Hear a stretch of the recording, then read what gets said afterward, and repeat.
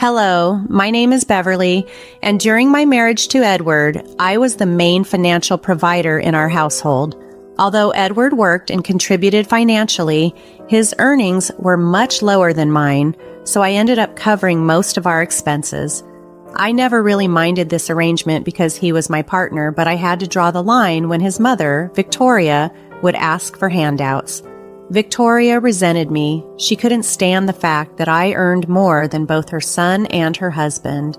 She often made hurtful comments suggesting that someone like me, a term she used derogatorily, shouldn't have access to so much money. Luckily, Edward always defended me fiercely against such remarks, and my father-in-law Mason was also a staunch ally. Edward and I shared a strong bond over the years. We decided to get married early because I was financially secure and eager to start a family, a decision Edward fully supported. We lived in a house I had purchased before our marriage. It was mortgaged, but I managed the payments comfortably, which seemed to irk Victoria further. One day, she lashed out, calling it unfair that someone she deemed unworthy, like me, could own such a nice home while her family had to rent.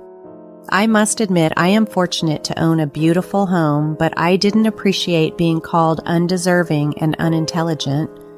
Victoria even accused me of advancing in my career by merely flirting, while she claimed men like Edward and Mason were trapped in low-paying jobs simply because of their gender. This accusation was baseless and unfair. Both Edward and my father-in-law quickly came to my defense, asserting that my achievements were due to my intelligence and hard work, not any supposed manipulation. Victoria's jealousy was evident and burdensome, casting a shadow over our family interactions. This ongoing tension, fueled by her resentment, strained relationships within the family, making it clear that her hostility towards me was deep-seated.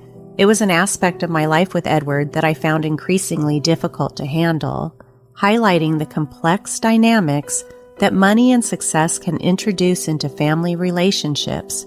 I truly wanted Victoria to like me, but her ongoing resentment eventually compelled me to distance myself from her. Despite this, she never ceased asking for favors, which I sometimes granted at Edward's insistence. The real complications began when my mother passed away, leaving me with a significant inheritance. It wasn't a fortune, but it was substantial enough for someone with a middle-class background like myself. Losing my mother was devastating. She was my last living family member, and her death profoundly affected me. During this difficult time, Edward was supportive, but he often brought up my inheritance, which I found increasingly bothersome. He would ask, "Have you thought more about your inheritance? What plans do you have for it?" I had already secured the funds in a separate bank account, and that was all I wanted to deal with at the moment. "Edward, I really can't focus on the inheritance right now. I'm still trying to cope with Mom's death," I would tell him. Despite my distress, Edward persisted, suggesting he was thinking about the inheritance on my behalf to spare me the stress. These conversations became a regular occurrence, and I grew tired of them. Finally, I confronted him to get to the heart of the matter. "Edward, if there's something specific you want to discuss about the inheritance, just say it directly." With that, Edward admitted, "I have an idea. Mom has been looking at houses, but everything she likes is out of her price range. What if we help with the down payment and some furniture?" I was taken aback. "Are you serious, Edward? I'm not going to buy your mother a house. What makes you think that's something I'd agree to?" Edward seemed puzzled by my reaction. "But Beverly, you know my parents are struggling to find something within their budget. Don't you think we should help?" His plea made it clear he didn't fully grasp why I was reluctant to use my inheritance in this way, especially given my fraught relationship with Victoria and my current emotional state. This disagreement highlighted a growing rift in our understanding and respect for one another's perspectives. Victoria found it hard to accept that while she had to settle for less, I lived in such a beautiful home. I suggested that if she was unhappy with her situation, perhaps returning to work could be an option since she had left her job voluntarily. She can earn her house just as I did, I insisted. I wasn't willing to give up anything to someone who treated me so poorly. This led to a significant argument between Edward and me.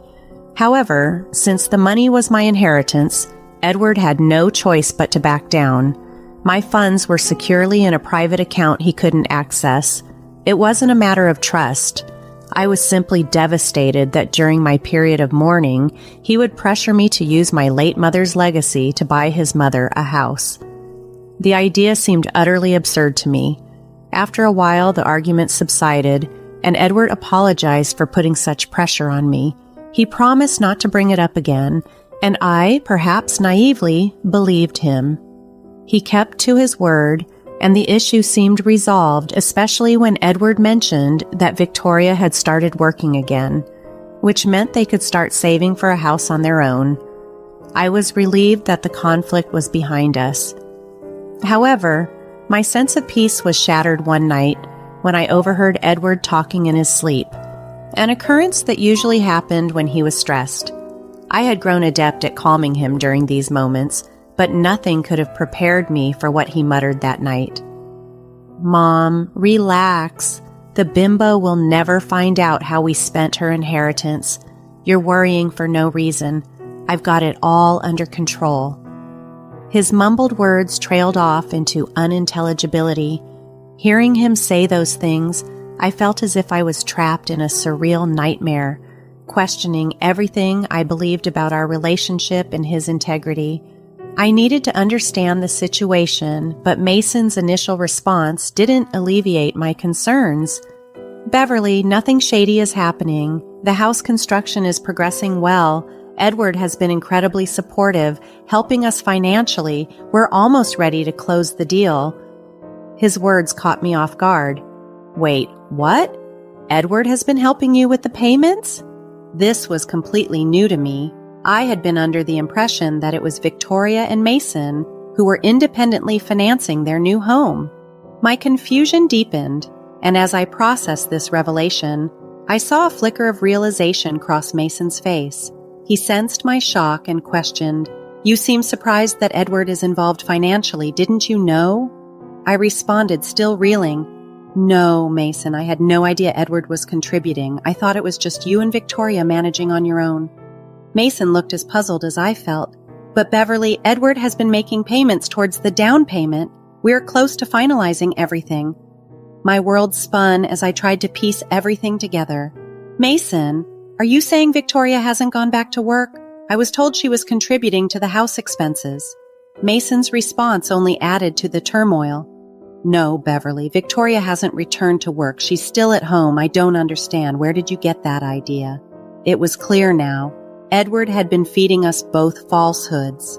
Victoria hadn't resumed working, and the narrative that she was contributing to the household was a fabrication. I confronted the situation head-on. "Mason, something's off. Edward told me Victoria was working, which justified the house payments, but now it appears he's been using my inheritance without my consent to fund these payments." Mason was equally shocked, realizing the gravity of the deceit. "This is all wrong, Beverly. I had no idea Edward was using your money. I thought his financial help was from his savings or a bonus." The layers of lies were unraveling, showing a scheme crafted to mislead both Mason and me. This unexpected conversation with Mason revealed a tangled web of deceit involving my inheritance and a series of lies from my husband and my mother-in-law. What was supposed to be a simple check-in had turned into a moment of stark realization that there were deeper, darker manipulations at play. One night, I overheard Edward talking in his sleep again. He muttered something chilling about how I would never discover what he and Victoria had done with my inheritance. Alarmed, I checked my bank account the next morning and found that a significant portion of my inheritance was missing. This made me suspect that Edward and Victoria were involved in some deceptive act. Confronting Mason, I shared my concerns. "Mason, a lot of my inheritance is missing. Edward isn't earning enough to help with the house down payment, and Victoria mentioned a promotion he supposedly received, but I know he hasn't had any such raise in the last 4 years." Mason was as stunned as I was. "Beverly, If Victoria isn't working and Edward hasn't received a promotion, then where is the money coming from?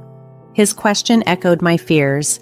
It seemed increasingly likely that Edward had taken my money without my consent. Realizing the gravity of the situation, Mason shared his dismay. "Oh God, Beverly, you might be right. This doesn't add up."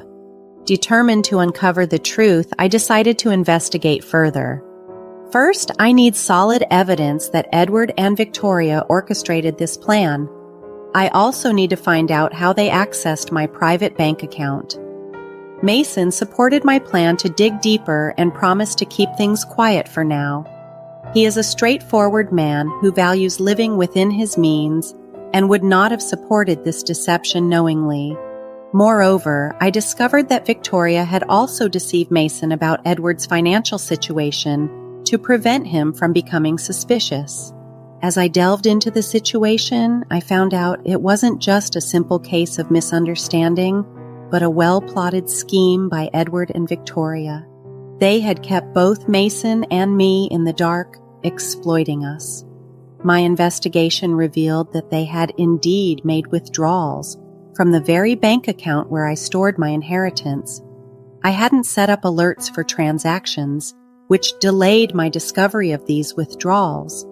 When I visited the bank to inquire, they told me someone had impersonated me to withdraw funds but couldn't provide further details without a police report.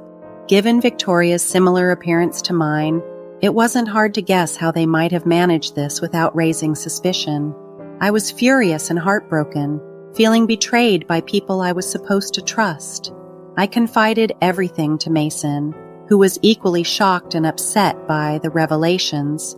Together, we planned our next steps, determined to confront Edward and Victoria about their deceitful actions. Mason and I devised a plan. He would bring Victoria to our house, while I was already there with Edward, under the guise of a casual family dinner. Neither Edward nor Victoria suspected anything beyond a normal gathering. However, as we settled down for dinner, I decided it was time to confront the issue head-on. "Hey, Edward," I started, feigning calmness. "I discovered something awful yesterday. Someone has withdrawn a significant amount from my bank account, the one where I keep my inheritance." Edward looked startled and asked, "What? Who would do that, Beverly? Which account are you talking about?" Feeling the weight of the moment, I continued, "I'm thinking about calling the police tomorrow." Edward hastily replied, No, why rush into that? Maybe you moved the money or withdrew it by mistake. There's no need to assume the worst." Despite his attempts to deflect, I pressed on. "I've given it enough thought, Edward. I'm very concerned about this missing money. I feel like the only option left is to involve the police." Both Edward and Victoria's faces drained of color, revealing their shock and fear. It was evident to Mason and me that they hadn't anticipated their scheme unraveling so quickly, nor did they expect me to act on it so decisively. They were visibly shaken, nearly jumping from their chairs in panic at the mention of police involvement. Mason, maintaining his composure but with a hint of irony, looked at Victoria and chimed in, "I don't see why Beverly shouldn't call the police immediately. The sooner this is resolved, the better." Edward tried to intervene. "Dad, these are sensitive matters, especially since it's about money. Beverly's already vulnerable. Let's not add to her stress." I countered, firm and resolute. "Actually, I am stressed about the money. I want it back in my account as soon as possible. I think I will file that police report." Seeing my determination, Mason supported me. "Go ahead, Beverly. You have every right to get your money back. And since you're in such a vulnerable state, I'll accompany you to the police station." Edward and Victoria exchanged desperate glances, their anxiety mounting as they realized the gravity of the situation. I watched them. Part of me wanted to laugh at their desperate reactions, the very trap they set for me closing in around them. But my overriding feeling was anger at their deceit and the audacity of their actions. I was ready to see this through, to reclaim what was rightfully mine and hold them accountable for their betrayal. Despite numerous attempts to resolve the situation amicably, I finally reached my limit. "I don't see any reason to delay this any longer," I declared, feeling a mixture of frustration and resolve. "I'm going to the police for sure." Edward tried to calm me down. "Beverly, don't be so rash. Why don't you just sleep on it for a few days?" "No, I can't do that," I replied firmly. "The more I think about it, the more it bothers me. In fact, why don't we just go to the police station right now? It's only 4 p.m. We can sort this out and still be back in time for dinner." Mason and I were already heading for the door when Edward and Victoria, realizing that their secrets were unraveling, stopped us in our tracks. It was clear they understood they were caught, and it was time to come clean. They both looked guilty and ashamed as they confessed to their plan of using my inheritance to fund their house purchase. "Why, Edward? Why did you do this?" I asked, my voice heavy with disappointment. Edward looked down, struggling with his conscience. "I've always wanted to buy a house for my parents, but I knew I couldn't afford it," he admitted. "I asked you for help, Beverly, but when you said no, I felt like I had no other choice. I just wanted to do something nice for my parents." "What you did was wrong, Edward," I responded sternly. "We never asked for luxury. It seems like Victoria was the one pushing for a big house." Victoria, defiant yet cornered, retorted sharply, "All I wanted was a decent home like my son's. If Beverly can live in such a house, why can't I?" Her callous words stung, but I remained composed. "Be careful, Victoria. You've committed serious offenses by stealing from me. Remember, I can still go to the police and have you arrested." The reality of the legal ramifications began to sink in for Victoria as her demeanor shifted from aggression to desperation. Even after being caught, her attitude had been venomous, but now, faced with the potential consequences of her actions, her facade began to crack. As tensions at the dinner table escalated, Victoria attempted to appeal to family ties. "We are family, so let's just forgive each other. There's no reason to get the cops involved," she pleaded, her voice softening. Edward echoed his mother's sentiment. "Mom is right, Beverly. She's still your family. You shouldn't be threatening her like this." Irritated by his words, I retorted, "Oh, you have a problem with me threatening your mother, Edward? Well, guess what? I can threaten you too. If I make a police complaint, you'll be arrested as well, and I don't think Mason will be here to bail any of you out." The realization that I was serious hit them hard. At that moment, I knew I needed to distance myself as far as possible from Edward and Victoria. "After today, I want nothing to do with either of you. Victoria's sense of entitlement has always been an issue, but this time she crossed a line. I've decided to separate from this toxicity."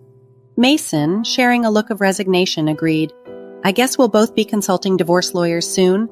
I'm done with this, Edward. Don't think you can simply get away with this. You and your mother insulted me, calling me a bimbo and trying to intimidate me when I was most vulnerable.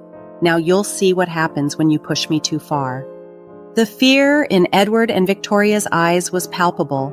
They had not anticipated the day would spiral into their worst nightmare. Victoria, now desperate, begged Mason not to leave her, while Edward, on the verge of tears, tried to catch my attention as I started to walk away. "Sorry, sorry, sorry," he stammered repeatedly, hoping for forgiveness. They even promised to return the money in hopes of restoring normalcy. I could only laugh at their naive hope for a simple resolution and walked away without responding. The final act of the drama unfolded just as they thought they might persuade me to reconsider. A knock at the door interrupted us. Edward, pale-faced, opened it to find 3 police officers ready to make arrests. That's right. I had already called the police and filed a report earlier that morning. There was no room left for compromise or reconciliation. As the officers escorted them away, the finality of their choices became undeniably clear, and the consequences they faced were now inescapable. As soon as I found the courage to end my marriage, I proceeded with the police report. Mason supported my decision and accompanied me. Victoria and Edward threw tantrums as they were escorted to the police cars, but their outbursts fell on deaf ears. Due to certain complications, both spent the night in jail. Edward managed to secure his release the next day by posting bail from his funds, but Victoria remained incarcerated as Mason chose not to bail her out. Upon his return, Edward pleaded with me to reconsider our separation, but my decision was firm. I had already contacted a lawyer to start the divorce proceedings and was moving forward with my legal case against them for identity theft and document forgery. Edward eventually transferred my money back after his release, which I reported to the police, but the criminal case remained active. Victoria was eventually bailed out by other family members, yet her situation remained bleak as Mason pursued a divorce.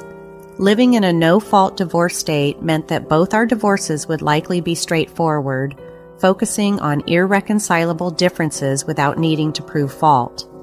Edward and Victoria now face the possibility of minor prison sentences and significant fines due to their actions.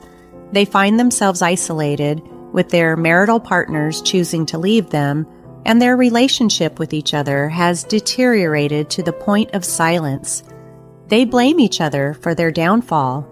Their scheme not only failed to bring them the security and happiness they sought, but ultimately led to their separation and legal troubles. As this chapter of my life closes, it's clear that their deceitful plan brought them more misfortune than either had anticipated.